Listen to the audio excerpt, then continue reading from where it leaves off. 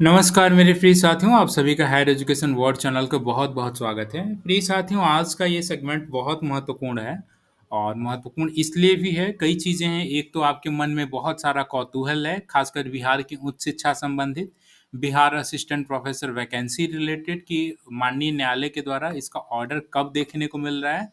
क्योंकि आप भी अवगत हैं, आप सभी जान रहे हैं कि माननीय न्यायालय की तरफ से कोर्ट का ऑर्डर के लिए एक तरह से समय निर्धारित नहीं की गई है। लेकिन रिजर्व डेट रख लिया गया है कि किसी भी तारीख को ये ऑर्डर आ सकता है, तो ये कब आ सकता है? इसके लिए अभी हम थोड़ी ही देर में वो एडवोकेट से जुड़ेंगे, जो कि लॉ के संबंध में वो बताएँगे इसके लिए क्या नियम कहता है, क्या कानून कहता है। और दूसरी बात कि वकील साहब इस गतिविधि से बड़ी नज़दीकी से रूबरू हुए हैं, क्या-क्या अभी तक फैक्ट रहे हैं, किन-किन मसलों पे चर्चा हुई है, तो आने वाले समय में ऑर्डर क्या आ सकता है? यह एक संभावना ज़ाहिर हम लोग करेंगे। चूँकि आप सभी में से बहुत सारे ऐसे लोगों का मैंने कमेंट सेक्शन में देखा कमेंट कि माननीय न्यायालय की तरफ से क्या ऑर्डर आ सकता है, किस तरह की संभावनाएँ और दूसरी एक और महत्वपूर्ण पहलू पे चर्चा करेंगे। अभी हम सभी तो यह सोच रहे थे कि व्यवधान समाप्त हो गया है, माननीय न्यायालय की तरफ से ऑर्डर आ जाएगा, इसके बाद नियुक्ति प्रक्रिया बहुत अनवरत तेज़ी से चलने वाली है। लेकिन ऐसी सूचनाएँ प्राप्त हो रही हैं कि कुछ अभ्यर्थियों द्वारा पुनः से कोर्ट केस करने के लिए पूरी तरह से तैयारी कर ली गई है और गुप्त सूचना जहाँ तक मुझे प्राप्त है कि वकालतनामा वगैरह या फिर कुछ ऐसी चीज़ें भी जो भी क कोर्ट केस करने से पहले की जो शुरुआती प्रोसीजर है, वो अभ्यर्थियों द्वारा पूरी की जा चुकी है और जैसे ही ये माननीय न्यायालय ओपन होता है इस हॉलिडे के बाद यानी कल, तो फिर शायद कोई कोर्ट केस देखने को मिले, तो वो किस पहलू को लेकर के वो कोर्ट केस करने वाले हैं और उसमें क्या चीज़ें निकल के आएँगी भविष्य में और उसका कहाँ तक इस पूरी वैकेंसी पर इम्पैक्ट पड़ेगा? क्या वैकेंसी अभी शुरू ही नहीं हुई और फिर से कोई रुक जाएगी क्या? इस पहलू पे भी चर्चा करेंगे। सबसे पहले तो आप देख पा रहे हैं इसका ऑर्डर रिज़र्व रखा गया है। अभी मेरे संग शायद आदित्य आनंद जी जुड़ चुके हैं। आदित्य जी, आप मेरी आवाज़ सुन रहे हैं? जी राज, आपकी आवाज़ आ रही है मुझे अच्छे से और मैं सारे हायर एजुकेशन वर्ल्ड के दर्शकों को गुड इवनिंग कहना चाहता हूँ। Very good evening Aditya. एक चीज़ ये जानना चाहेंगे कि पहली बात तो आपका इस चैनल पे आने के लिए बहुत-बहुत धन्यवाद। आदित्य जी, आप लॉ के एक्सपर्ट हैं, एडवोकेट हैं, तो आप ये चीज़ जानते होंगे और आपने तो बहुत सारे पहलू को देखा होगा। सामान्य मानसिकता, सामान्य तरीके से अगर एक सोचा जाए तो ये क सोचा जा सकता है कि चूँकि अभी हॉलिडे चल रहा है, तो हॉलिडे चल रहा है और ये केस बहुत बड़ा केस है, आप भी जानते हैं। इसमें 12 से 13 केसेज़ लिस्टेड थे तो क्या ऐसा माना जा सकता है कि हॉलिडे से पहले अगर कोई केस के लिए ऑर्डर के लिए रिज़र्व रख दिया गया है, तो ऐसी पूरी संभावना होती है कि हॉलिडे में जज साहब ऑर्डर वगैरह लिख रहे हों और जैसे ही छुट्टी समाप्त होती है, उसके अगले ही 1-2 दिन बाद ऑर्डर देखने को मिलता है, ऐसा क्या रहा है? जी राज, मैं जहाँ तक जजमेंट रिज़र्व करने को लेके जहाँ तक मुझे पता है, कोई हार्ड एंड फास्ट रूल नहीं होता है कि जजमेंट कब दिया जाए, ठीक है? ऐसा अमूमन जनरली देखा जाता है कि जिस दिन ऑर्डर रिज़र्व हुआ, उसके 3 हफ्ते या 4 हफ्ते में जजमेंट दे दिया जाता है। तो हम एक अनुमान लगा सकते हैं कि अप्रैल लास्ट या अभी कुछ छुट्टी थी, तो अगर उसमें जजमेंट लिख दिया गया होगा तो शायद छुट्टी खत्म होने के जस्ट 2-3 दिन बाद भी ऑर्डर आ सकता है। तो आप एक टेंटेटिव डेट रख सकते हैं कि विदिन 15 डेज़ में जजमेंट आ जाएगा। तो इसको लेके कोई बहुत कोई रूल नहीं है कि एक फिक्स टाइम कोई आना है। और दूसरी चीज़ क्योंकि चीफ जस्टिस के बेंच ने ये ऑर्डर रिज़र्व करा है। चीफ जस्टिस को एडमिनिस्ट्रेटर भी कहा जाता है हाई कोर्ट का। बहुत काम होता है, बहुत सारी केसेस पेंडिंग होती हैं, बहुत सारे जजमेंट्स लिखने होते हैं, तो थोड़ा टाइम लगता है। और जैसा आपने अभी कहा भी कि ये जो केस है इसमें काफ़ी सारे मुद्दे थे। तो उन सब सारे मुद्दों को के मेरिट्स पे ऑर्डर देना है, तो इसलिए थोड़ा समय लग रहा है। जी। जी। आदित्य जी, आपसे थोड़ा एक निवेदन है कि आप अपनी आवाज़ को थोड़ा लाउड रखें ताकि मेरे हायर एजुकेशन वर्ल्ड चैनल के जितने भी व्यूअर हैं, उन तक आपकी आवाज़ अच्छे से पहुँच पाए। आदित्य जी, एक चीज़ और है, बहुत सा आप तो चूँकि इस केस से रूबरू हैं, आप सभी पहलू को जानते हैं और हायर एजुकेशन वर्ल्ड चैनल पे इससे पहले भी आ चुके हैं। तो ऐज़ ए एडवोकेट मैं आपसे जानना चाहूँगा, इस पक्ष में क्या निर्णय आ सकता है? चूँकि आप भी अवगत हैं कि आयोग की तरफ से 2 बार रिवाइज़ की गई वैकेंसी की जो सीटें थीं, पहली बार जो सीटें आई थी वो कुछ अलग थी और बाद में बीच में कुछ सीटें रिवाइज की गई, जिसमें से किसी किसी कैटेगरी में सीटें बढ़ाई गई और किसी किसी कैटेगरी में सीटें कम की गई। तो इस चीज़ को लेकर के अभ्यर्थियों के मन में दुविधा है। वैसे तो ऑर्डर क्या आएगा वो तो जज साहब ही जाने, लेकिन फिर भी एक आप बहस से भी रूबरू हैं, वहाँ पे किस-किस तरह से बहस वगैरह हुई। तो आप इस पर थोड़ा-सा अपना ध्यान आकृष्ट करके ज़रा अभ्यर्थियों को ये सांत्वना दें कि ये ऑर्डर जो आने वाला है, वो भावी ऑर्डर किस प्रकार का होगा, इसका क्या प्रारूप हो सकता है?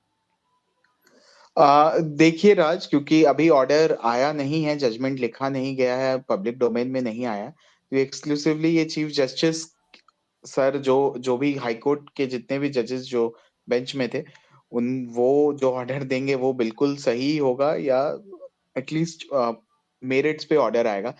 क्योंकि मैं अपना ओपिनियन दे सकता हूँ यहाँ पे, तो आप लोग जैसा सब जानते होंगे कि सरकार एलपीए 604 में एक मुद्दे को लेकर ही गई थी, कि हमें जो रोस्टर बना रिवाइज़ करना है, वो यूनिवर्सिटी प्लस डिपार्टमेंट वाइज़ करना है। ठीक है? सारे सीट्स को नहीं जोड़ के हम यूनिवर्सिटी डिपार्टमेंट वाइज़ रोस्टर बनाएँगे। तो जी, मुझे लगता है उस मुद्दे पे ऑलरेडी रेगुलेशन में भी है कि यूनिवर्सिटी डिपार्टमेंट वाइज़ ही बनेगा। तो ब वहाँ पे सरकार जो है जीत जाएगी, जो ऐसा मुझे लगता है। और बाकी जो अन्य मुद्दे हैं, उस पे मैं अभी कोई कमेंट नहीं कहना चाहूँगा। नया रोस्टर, पुराना रोस्टर, वो क्योंकि बहुत सारे वहाँ पे तथ्य दिए गए होंगे और बहुत सारे मुद्दों पे बात हुई होगी। उस हिसाब से जो है फैसला आने की उम्मीद है। तो फैसला आएगा तब तक हम इंतज़ार कर सकते हैं। जी, मैं आपकी मजबूरी समझ सकता हूँ। न्यायिक जो सीमा है उसमें रहते हुए आप जवाब दे रहे हैं। ठीक जी। है, चलिए इट्स ओके, मैं इस पर बहुत ज़्यादा कमेंट नहीं लूँगा और आप पर प्रेशराइज़ भी नहीं करूँगा। आप इस पर कुछ अपनी राय प्रकट करें कि पुराना रोस्टर लागू होगा या नया रोस्टर जो रिवाइज़ किया गया है उसे लागू किया जाएगा। इट्स ओके, कोई बात नहीं। आदित्य जी, एक चीज़ और निकल के आ रहा है, अभी हाल में सुनने को मिल रहा है कि अभ्यर्थियों जो द्वारा कोई नया केस करने के पक्ष में ये हैं और शायद केस करने जा रहे हैं, इसके लिए पूर्ण रूप से वकालतनामा वगैरह शायद फाइल कर दिया गया है और आने वाले 1, 2, 3 दिनों में जैसे ही कोर्ट खुलता है, उम्मीद है कि 18 या 19-20 तारीख तक कोई नया केस देखने को मिलने वाला और वो स्पेशली एलाइड सब्जेक्ट को लेकर के। कि अलग-अलग विषयों में जो भिन्न-भिन्न एलाइड सब्जेक्ट का, जैसे अभी आयोग की वेबसाइट पे हम हैं और यहाँ पे बहुत सारे सब्जेक्ट हैं, जैसे हिस्ट्री में आप देख पा रहे हैं अभी हाल में 29 फरवरी को यहाँ पे इक्विवेलेंट सब्जेक्ट और कौन-कौन से होंगे और भी कल्चरल ये अन्य एशियन स्टडीज़ और इंडियन हिस्ट्री और वगैरह-वगैरह भिन्न-भिन्न सब्जेक्ट हो, बायोकेमिस्ट्री को, मैथमेटिक्स और अन्य-अन्य विषयों में एलाइड सब्जेक्ट का आयोग के द्वारा यहाँ पे अलग से लिस्ट प्रकाशित किया गया बाद में। तो इस चीज़ को लेकर के ऐसा सुनने में आ रहा है कि अभ्यर्थियों द्वारा केस किया जा रहा है कि एलाइड सब्जेक्ट को लेकर के कि मेरे एलाइड सब्जेक्ट को नहीं माना जा रहा है या फिर यही एलाइड सब्जेक्ट क्यों माना जा रहा है या बीच में एलाइड सब्जेक्ट को क्यों ऐड किया जा रहा है जब नियुक्ति प्रक्रिया बीच अधर में है। पहले तो बीच में एलाइड सब्जेक्ट ऐड नहीं किया गया। तो इसके संबंध में क्या रूल्स रेगुलेशन है? आप ज़रा इस पे प्रकाश डालें। जी। जी, राज, मुझे भी ये सूचना प्राप्त हुई है कि कुछ अभ्यर्थी अलाइड सब्जेक्ट्स को लेके केस करने जा रहे हैं, रिट फाइल कर रहे हैं। जी। तो आप अगर राज, मेरी आपसे विनती है कि एक अगर रेगुलेशन खोला जा सकता है, जो स्टैट्यूट है आप उसको एक बार खोलें। इसका 3.8 क्लॉज़ ओके। जो है आप वहाँ पे आएँ। जी, जी। मैं 3.8 क्लॉज़ पे आ रहा हूँ। जी हाँ, 3.8 हाँ, क्लॉज़ ये है। जैसा आप लोग देख रहे हैं, मैं एक बार सबके लिए पढ़ भी देता हूँ। जी, जी। इसका मार्जिनल हेडिंग है eligibility of candidates with degree in concerned relevant allied subject.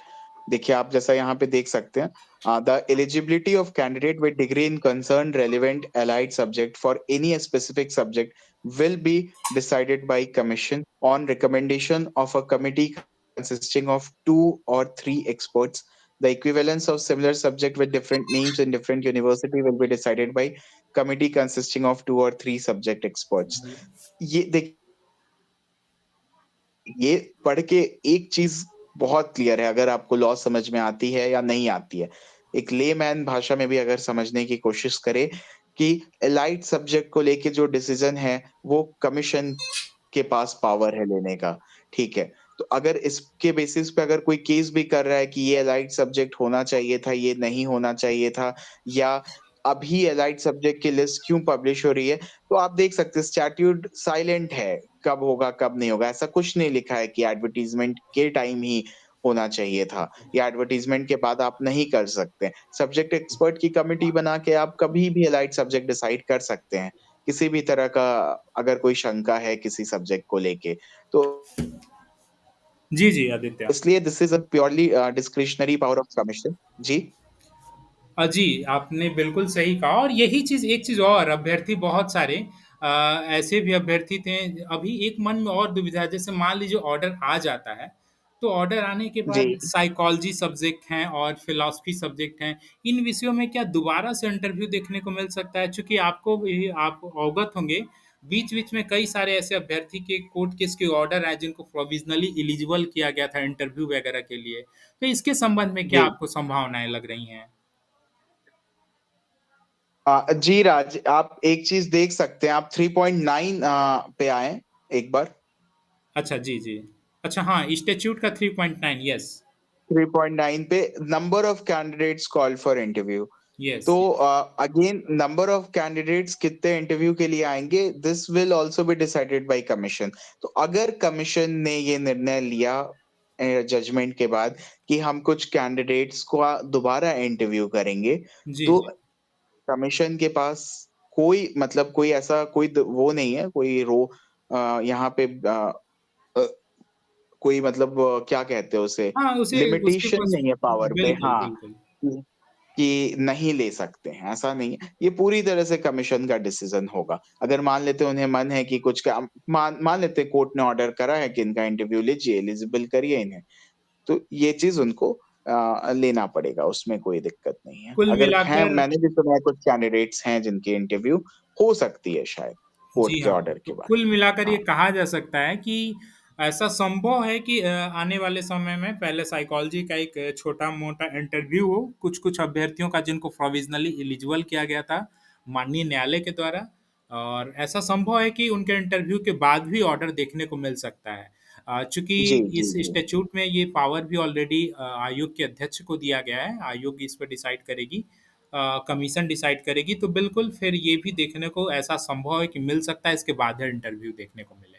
Aditya ji जी। जैसा कि आपने एलाइड सब्जेक्ट का ज़िक्र किया इसी तरह ये जस्ट लाइक क्या ऐसा नहीं कह सकते हैं अभी हाल के दिनों में हमने हायर एजुकेशन वर्ल्ड चैनल पे भी रिसर्च पेपर को लेकर के भी देखा था कि रिसर्च पेपर को लेकर के बहुत सारे अभ्यर्थियों के कुछ पेपर स्वीकार किए गए, कुछ पेपर नहीं स्वीकार किए गए। उनमें से जैसे एक लेटेस्ट अगर हम आपको एग्ज़ाम्पल याद दिलाएँ तो राजीव रंजन जी थे जो कि गांधीयन थॉट सब्जेक्ट से थे। उनके एक पेपर को स्वीकार किया गया, एक पेपर को नहीं स्वीकार किया गया। इसी तरह हिंदी में भी मेरी जानकारी में एक ज्योति जी हैं जिनका एक पेपर स्वीकार किया गया और एक पेपर नहीं स्वीकार किया गया, जिनका चयन अभी नहीं हो पाया है। तो ऐसे-ऐसे बहुत सारे ऐसे लोग थे और जिनमें से कुछ लोगों ने कोर्ट केस भी किया था। तो जिसमें से ऐसा सुनने में आ रहा है कि कुछ ऑर्डर वहाँ पर भी देखने को मिला या फिर ओरल ऑर्डर या ओरल ऑब्जर्वेशन दिया गया कि रिसर्च पेपर और ये सब क्वालिटी वाली चीज़ें ये जो है क्या स्वीकार होगा, नहीं स्वीकार होगा, ये सब्जेक्ट एक्सपर्ट के जी में है। तो नो डाउट उस बिहाफ़ पे भी कहा जा सकता है कि रिसर्च पेपर भी सब्जेक्ट एक्सपर्ट के जब अंडर में है, तो ये भी चीज़ें ये कॉमन चीज़ें और वैसे भी स्टैट्यूट में जब लिख दिया गया है कि ये एलाइड सब्जेक्ट किस एक्सपर्ट के अधीन है और क कौन-कौन से ये कौन-कौन से एलाइड सब्जेक्ट होंगे कंप्लीटली एक्सपर्ट डिसाइड करेंगे। तो केस करना कहाँ तक संभव है और क्या इसका लग रहा है कि क्या भविष्य में इस पर इसके माध्यम से रोक लग सकती है क्या? राज, जैसे मैं इस बात पे थोड़ा-सा पास्ट में आपको ले जाऊँगा। 2014 एडवर्टाइज़मेंट में भी कुछ एलाइड सब्जेक्ट को लेके केस हुआ था। तो ख़ैर वो सब्जेक्ट की जॉइनिंग अब हो गई है, लेकिन लिंगर कराया जाता है प्रोसेस इससे।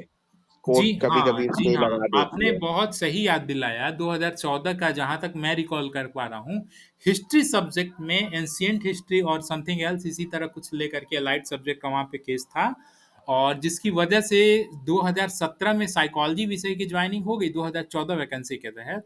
लेकिन सर हिस्ट्री की जॉइनिंग होते-होते 2019 आ गया यानी 2 साल डिले हो गया। तो बिल्कुल आपने सही रिकॉल कराया है। 2014 में हमने देखा है लाइट सब्जेक्ट को लेकर के केस जब हुई थी वहाँ पे, तो लगभग 2 साल डिले हो गया था। लेकिन आदित्य जी एक चीज़ और है कि उस वाले स्टैट्यूट में शायद यह सब चीज़ें डिटेल में नहीं उस तरह से थी। इसी वजह से ये सब चीज़ें हुआ है। इसीलिए शायद इस समय जो स्टैट्यूट बनाया गया है, इसमें सभी चीज़ें मेंशन कर दी गई हैं स्पष्ट रूप से।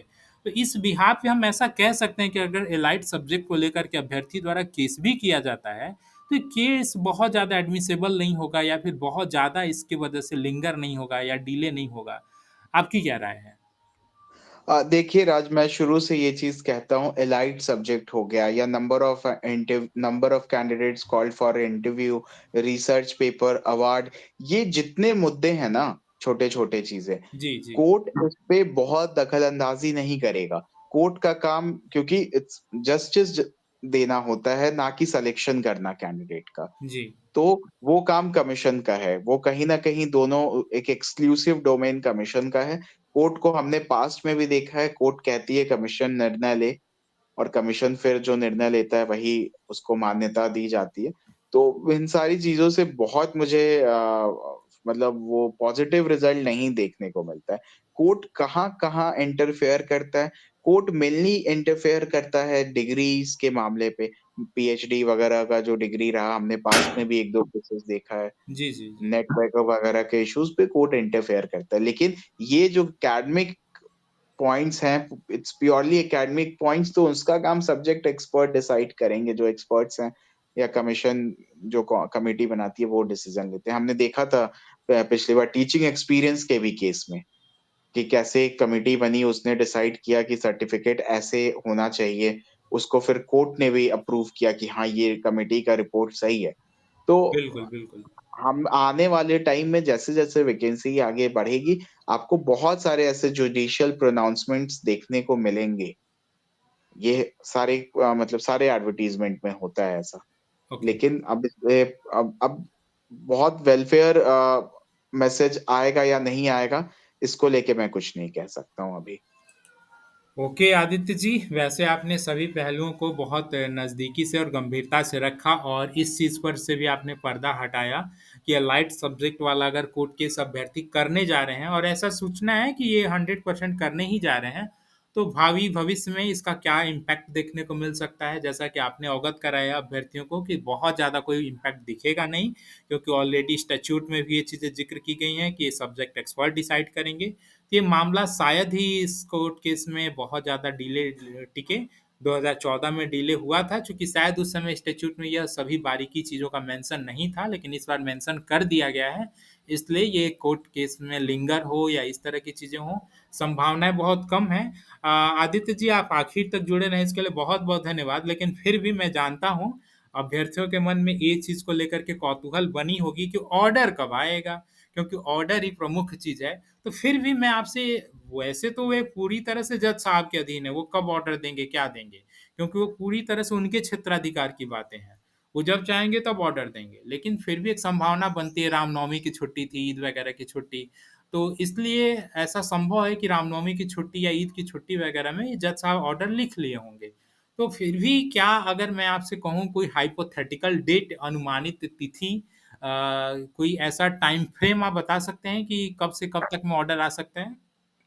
अगले 15 दिन में आने की संभावना है, मुझे ऐसा लगता है। आप कुछ ज़्यादा लंबा नहीं दे रहे हैं तिथि? मेरे अभ्यर्थियों को इतना इंतज़ार करा रहे हैं। क्या ऐसा संभव है कि नेक्स्ट वीक में रिज़ल्ट ऑर्डर देखने को मिले? बिल्कुल, बिल्कुल।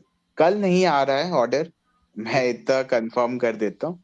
अच्छा। बाकी किसी भी दिन आ सकता है, परसों भी आ सकता है, उसके बाद भी कभी आ सकता है। लेकिन नेक्स्ट 15 दिन, क्योंकि आप एक समय लेना, 4 अप्रैल को ऑर्डर रिज़र्व हुआ है, तब से आप 3 हफ्ता जोड़े, बीच में बहुत सारी छुट्टियाँ भी थीं। तो जी, जी, जी, जी। उस हिसाब से अगर चलें तो 30 अप्रैल तक आ सकता है ऑर्डर, तो इसलिए। अब जैसे चलिए। कुछ लोग तो थे कि 4 अप्रैल है, हुआ है सर, 5 को ही ऑर्डर आ जाए, तो ऐसे नहीं कोर्ट चलता है। जी, जी, बिल्कुल, एक बिल्कुल। इस हाँ, मैटर में चूँकि ऑलरेडी जब 12 केसेज़ क्लब हैं, तो ऑर्डर जब आएगा बिल्कुल। तो उम्मीद है कि लगभग 150 100 से अधिक का ऑर्डर देखने को मिल सकता है। चूँकि सभी कोर्ट केस के मेंशन उसमें रहेंगे, सभी चीज़ें डिटेल में बताई गई रहेंगी, तो लाज़मी हाँ, है इसमें डिले होना। आदित्य जी, चलते-चलते आपसे एक निवेदन और है, जब ऑर्डर आएगा तो एक बार हायर एजुकेशन वर्ल्ड चैनल पे ज़रूर आइएगा, दर्शकों को की सुविधा के लिए। चूँकि ऑर्डर में बहुत सारी पेचीदगियाँ होती हैं, तो क्या-क्या डिटेल पहलू है, आप सभी चीज़ों से अवगत कराइएगा अभ्यर्थियों को। आप आखिर तक बने रहें, इसके लिए बहुत-बहुत धन्यवाद और प्रिय व्यूअर्स, आप सभी अगर direct hire education board channel से जुड़ना चाहते हैं, तो कमेंट सेक्शन में ग्रुप का लिंक है, व्हाट्सएप ग्रुप का लिंक, डिस्क्रिप्शन में भी व्हाट्सएप ग्रुप का लिंक है, उसके माध्यम से हायर एजुकेशन बोर्ड चैनल से डायरेक्ट जुड़ सकते हैं। चैनल पे आखिर तक बने रहें, इसके लिए बहुत-बहुत धन्यवाद। Thank you so much Aditya ji. धन्यवाद राज।